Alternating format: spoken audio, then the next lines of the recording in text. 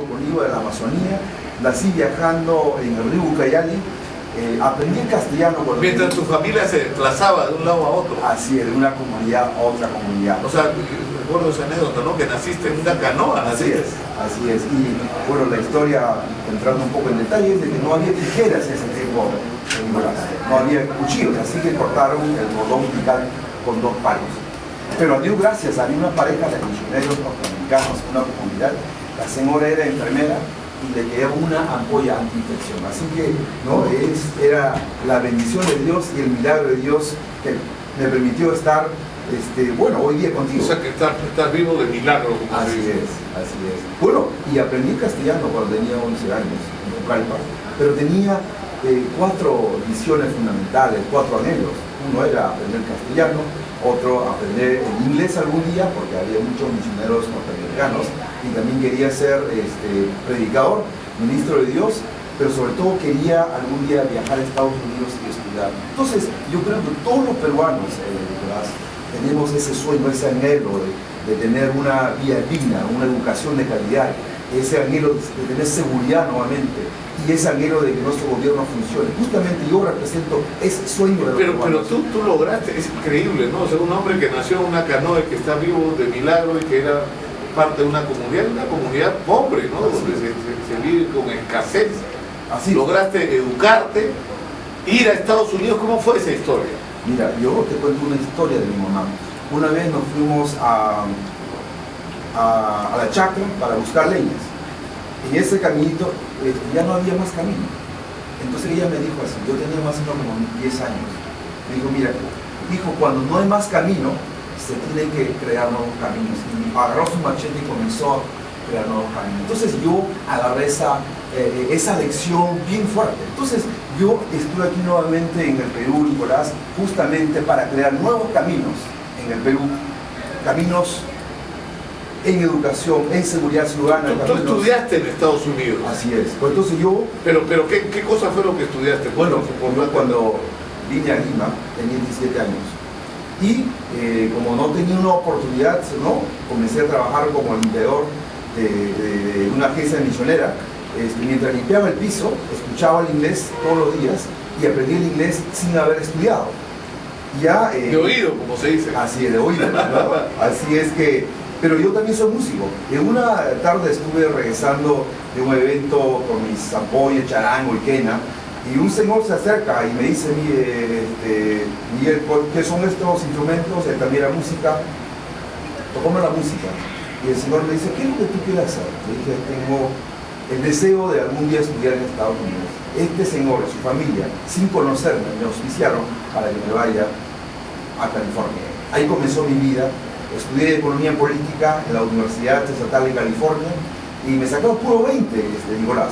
18, 19, 20 porque estudiaba durísimo. Era el chancó. Y tuve una beca del Club Rotario Internacional para estudiar en cualquier parte del mundo. Y como había estudiado ciencias políticas, noté algo interesante. Lo cual era de que lo grande del mundo habían estudiado en Oxford. Y dije, oye, Oxford debe ser una universidad, quiero estudiar en Oxford. Me postulé y me aceptaron. Ahí estudié filosofía, economía y política. Era el primer indígena amazónico en la historia de Oxford desde el siglo XII, cuando fue creada esa universidad, y representé a nuestro país, representé a nuestra Amazonía, y para mí era un orgullo de ser peruano representando a nuestro país en Oxford. ¿Y de ahí decidiste volver al Perú inmediatamente? Justamente cuando yo estaba terminando ya mis estudios, me pregunté por qué estoy acá. Es sencillamente porque soy capaz y porque quiero tener un buen trabajo en el futuro. Y dije, no, mi compromiso es justamente regresar a mi país para abrir ese nuevo camino de igualdad de oportunidades en educación, en economía, a mi población. Entonces, ahí tomé la decisión de ser presidente en febrero de 1998. Regresé a California. Hice mis maestrías y mi doctorado en Stanford y luego hice la carrera en el BIT, en UNICEF y también regresé al Perú para enseñar en la Universidad Estatal en Pucallpa. Entonces esa variación de ser una carrera internacional, de enseñar en la universidad pública del Perú me da una ventaja comparativa en comparación con mis contrincantes. Ellos conocen la realidad en una forma teórica, yo sí conozco una forma personal, emocional, de lo que es la pobreza, la falta de los libros de los estudiantes. Mira, a mí me pagaban, te cuento, Nicolás, 1.500 soles como profesor principal visitante de la universidad, teniendo 2 maestrías y PhD. Entonces, ¿cómo nuestra educación puede tener una ventaja comparativa si nosotros no pagamos bien a los maestros y a los docentes en la universidad? Ahora, ¿cuáles son las propuestas que tú haces, Miguel, para cambiar las cosas en el Perú? Mire, la primera cosa que tenemos que hacer, Nicolás, es reactivar nuestra economía. El año pasado, como sabes, nuestra economía ha crecido 3%. Perdón, el mundo ha crecido 3% y nuestra economía ha crecido 2.5%. Entonces, la primera cosa que tenemos que hacer es reactivar. ¿Cómo? Hay 25.000 millones de proyectos mineros estancados por la ineficiencia, por la burocracia y también por los conflictos sociales. Nosotros vamos a tener un diálogo digno, incluyente con las poblaciones, y tenemos una propuesta, Nicolás, de crear nuevos incentivos, lo cual es de que vamos a tratar de trabajar para que tengamos una legislación que permita a que los miembros de las comunidades tengan la oportunidad de ser accionistas en una inversión minera y de hidrocarburos. Mira, hace más o menos como 3 años y medio de que los proyectos mineros están estancados. O sea, tú dices que, por ejemplo, en el caso de Islay, si la SAUDER quiere desarrollar un proyecto minero, la comunidad, los agricultores del Valle del Tambo deberían ser incorporados como socios de este proyecto. Exacto, mira lo que dice Porter. Michael Porter dice de que el valor compartido, es decir, de que tanto como el Estado, como las comunidades y las empresas tienen que sentarse para dialogar. La inversión no se impone, la inversión se negocia. Entonces, mira, el asunto aquí es cuestión de incentivos.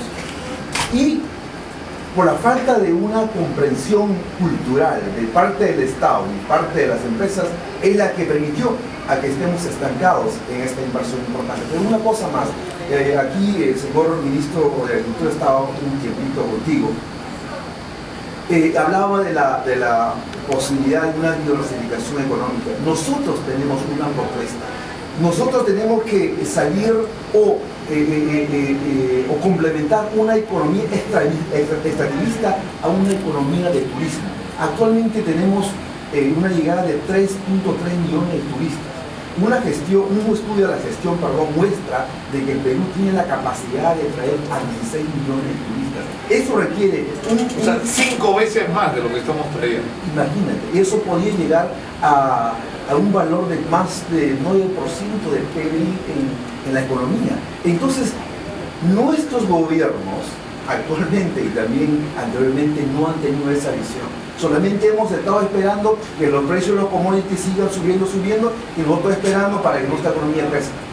En nuestro gobierno, en el gobierno de Miguel Hilario, Nicolás, vamos a tener una política de prevención y de prospección. ¿Qué significa eso? Significa adelantar cosas antes que sucedan. Entonces, una diversificación económica nos va a permitir, obviamente, a que podamos seguir con las inversiones de minerías y de hidrocarburos, pero también una economía de turismo.